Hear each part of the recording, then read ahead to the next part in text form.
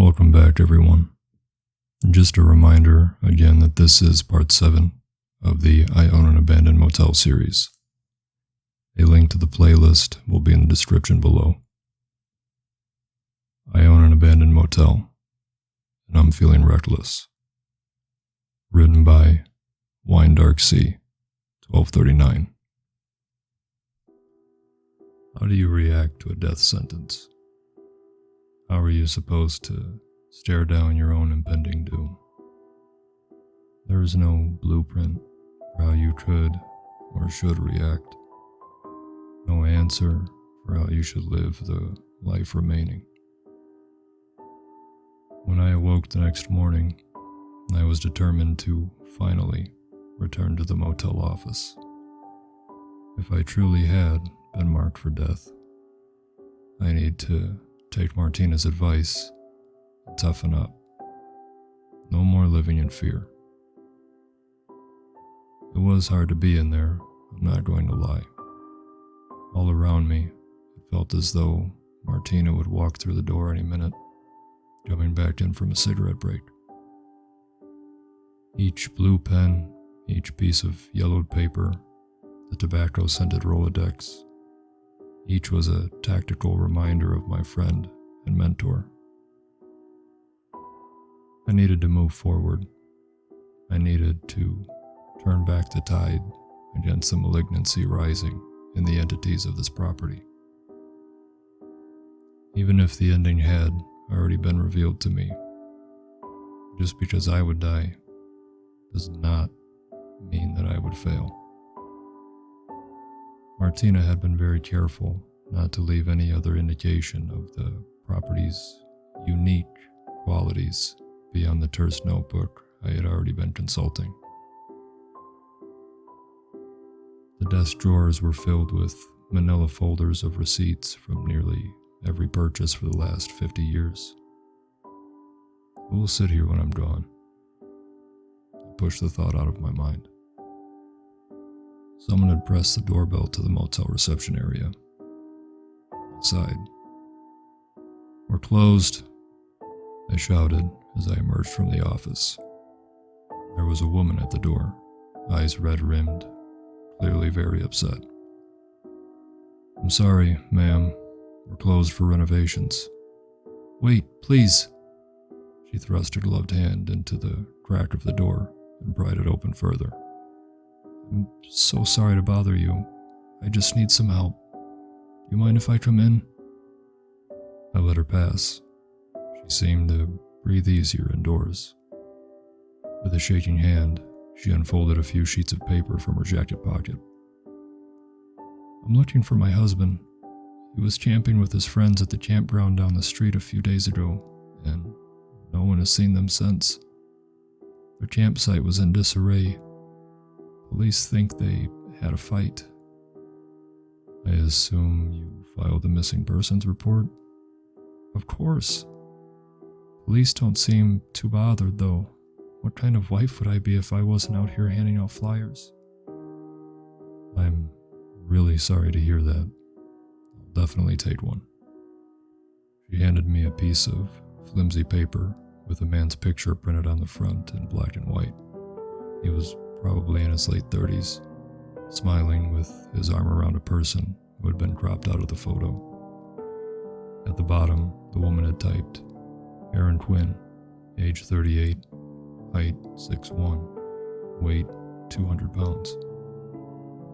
Last seen wearing jeans, sweatshirt, and green LL Bean coat." My face flushed, and I felt the bile race into my throat. "Any other defining characteristics?" I said, trying to hide my alarm. "Mole on his right arm. Oh, and he would have his initials written in black marker on the tags of all of his clothing. In case you find him and he can't." She trailed off, distressed by the thought her husband would need to be identified rather than spoken with. "It's okay. I'll keep my eyes open for sure. Good luck." I gently guided her out of my motel. My head was spinning. I reassured myself that the coat was just a coincidence. Popular brand, popular color. I repeated like a lame mantra. I decided to refocus myself on organizing the desk drawers. In the deepest drawer, underneath decades worth of Martina's meticulously kept receipts, I found a small composition book with a folded blue cloth cover, considerably older than anything else. On the inside was the name of my great-grandfather, John Gallman, written with a beautiful hand. Underneath was written the year 1923. Inside was a journal of sorts, not too detailed, just a few thoughts he must have jotted down here and there, reminders about chores and other mundane things. A line stood out to me. Met with Allaire again today. He showed Ellen and I some options for the gable trim. Ellen seemed very taken with the ideas. We'll have to see about the cost. I turned the page to find the back of a photograph with the inscription John, Ellen, and Renee, May 1923. I flipped it over, and tears began to fall down my cheeks. I calmly closed the book, opened the gun safe, and sat waiting for sunset. "How are you holding up?" he asked. "I've been better," I said truthfully. "I thought we could chat in the office. I also found some old things that might interest you." "Sounds good." "Here, let me take your coat." He chuckled and took it off, handing it to me. "Nice service," he joked. I laughed woodenly. As I followed him inside the office, I took a glance down at the coat tag. As I had dreaded, but expected, in neat black marker were the initials A.Q. Stifling the urge to vomit, I sat across from him behind the desk in Martina's maroon swivel chair. I draped the coat over the desk and with a subtle tap confirmed the loaded gun was resting next to my leg. "I had the most interesting visitor today, Renee." "Oh yeah?" "Her name was Quinn. Didn't catch her first name, but she was looking for her husband, Aaron. Does that ring a bell?" His expression didn't change. He raised his eyebrows and shook his head. "He was last seen at the camping ground down the street. In fact, the other guys he was with are missing too. Happened the same night that Martina died. You see, I have a hypothesis. The thing that killed Martina also got to these unfortunate men. And Mrs. Quinn also told me another interesting fact. She said that each item of clothing her husband wore that night was monogrammed in black marker. I picked up the coat on the desk and flipped the tag out for him to see. Initially, his face was blank, absorbing this information passively. Then, he stood and picked up the coat, and a great look of sorrow crossed his face. He traced the marker with his finger and nodded dejectedly. "Yes," he said quietly. "This belonged to him." "And how did you happen to acquire his coat?" I spat, trying to control the rage welling inside of me. "Nora, I have something else I found that would interest you." I threw the photograph I had found in my great-grandfather's journal. He caught it with frightening ease. "Ellen and John," he whispered sadly. "And who else? Who else? Shut up and tell me the truth, damn it," I cried, picking up the gun and aiming it at him. He sighed and placed the photograph gently down at the corner of the desk. Though his hair and clothing were different, the man with my great-grandparents was unmistakably the same one who stood before me. You were right. I have not been entirely truthful. I never received a call from your Martina. I was imprisoned in Cottage 7 for nearly a century before something stirred in me. The next thing I knew, I was lying on the ground of the campsite, naked but whole.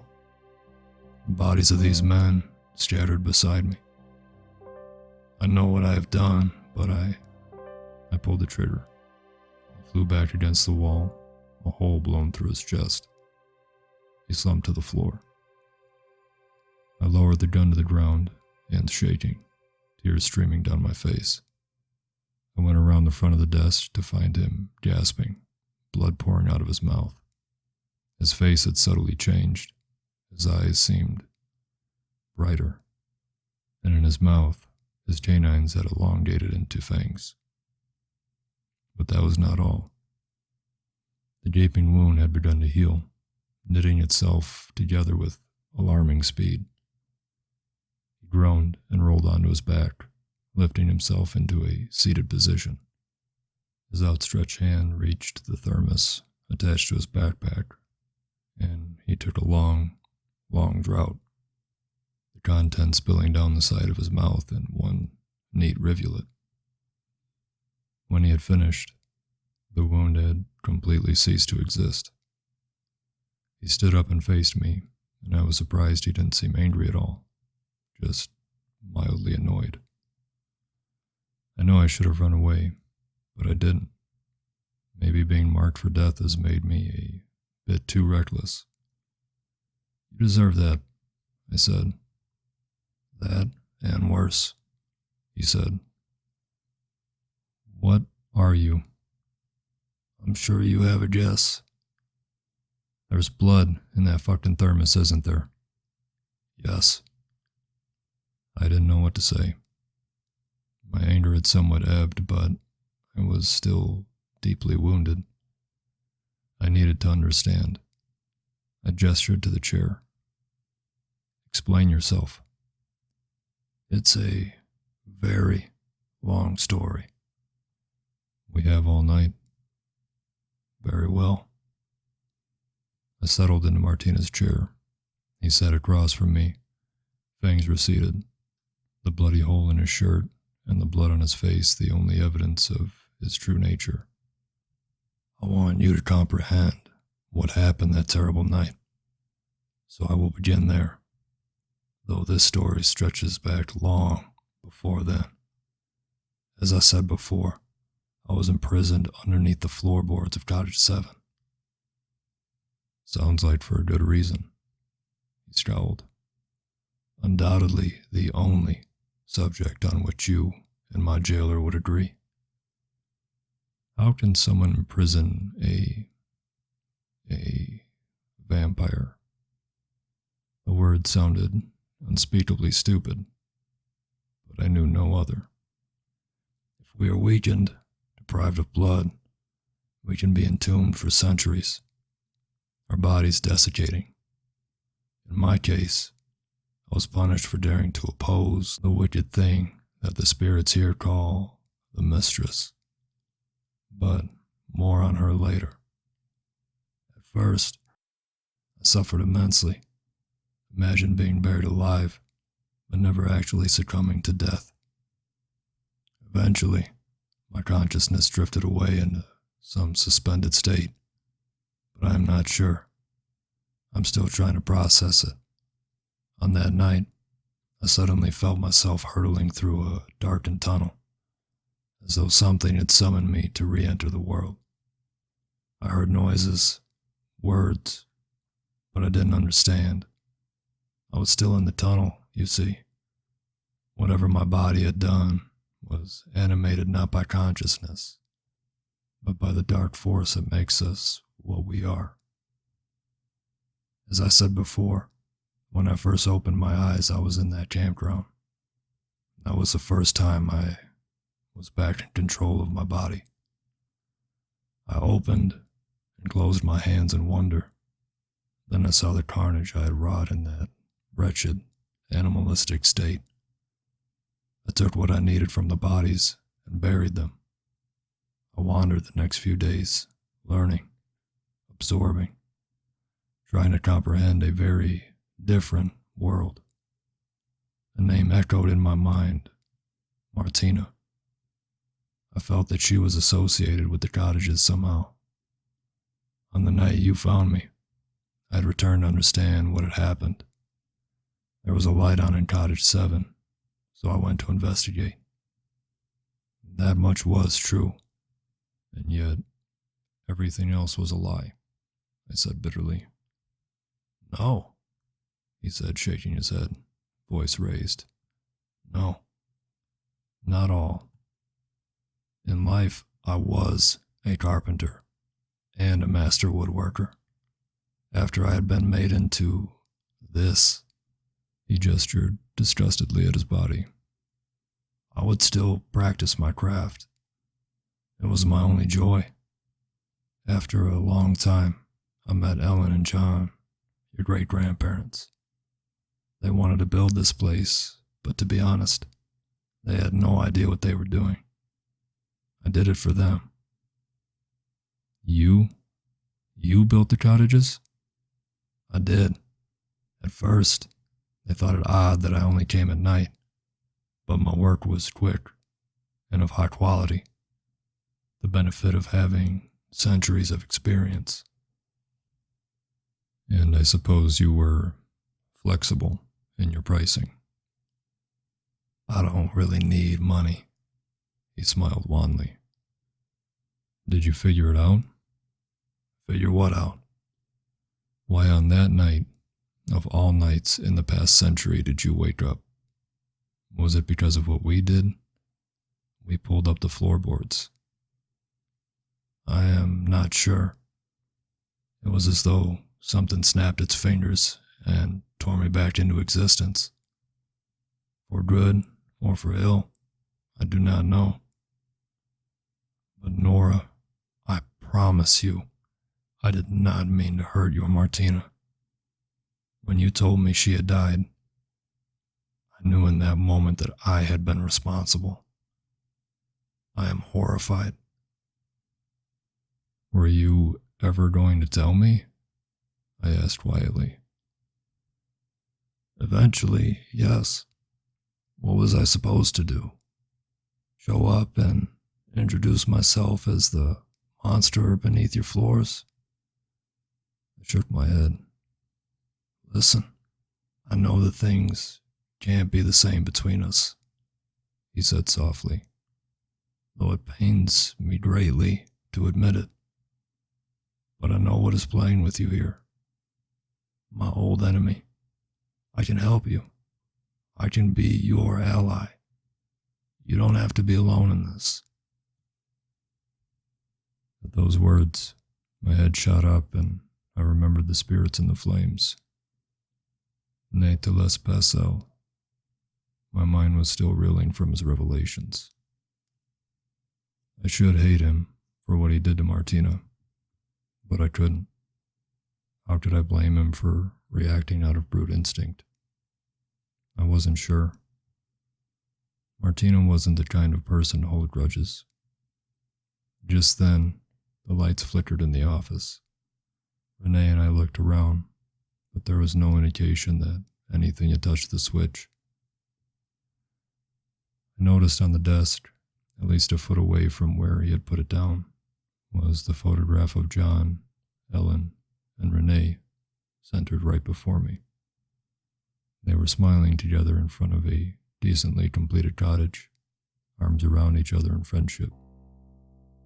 Did you do this, Martina? You're right, I said quietly. I don't want to be alone. Then I will lay bare to you the story of my past, not to garner your pity, but for you to understand what you are dealing with. Shall we walk outside? I need to, He shook his empty thermos. I have more in my truck. Fine, I cringed. We exited the motel, and he began to rummage through the glove compartment. Where are you getting the blood? I not want to know? In the past century, humans have gotten adept at blood transfusions. Easy takings from the local hospital. So, no killing necessary? He chuckled. Well, I wouldn't go that far. But do not fear. There are plenty of vile individuals that the world would do better without. He emerged with a full thermos, ready to talk. The night was clear and almost unseasonably warm. He drank from the thermos, and I noticed a subtle shift in the color of his face. A soft pink rose to his cheeks. He appeared more alive. I shuddered. We stopped at the bench, and he sat. With a sigh, I sat beside him. Back here again? I asked coldly. I remember when John surprised Ellen with this bench. He was smiling. They were good people, your great-grandparents. Kind, honest folk. Friends to all, even the likes of me. I'm tolerating you for their sake. Good, he grinned. I am grateful for that. Can you get on with this story you've been promising me? Yes. He turned to me, jaw clenched as though preparing himself for something unpleasant. I first met the witch nearly 300 years ago.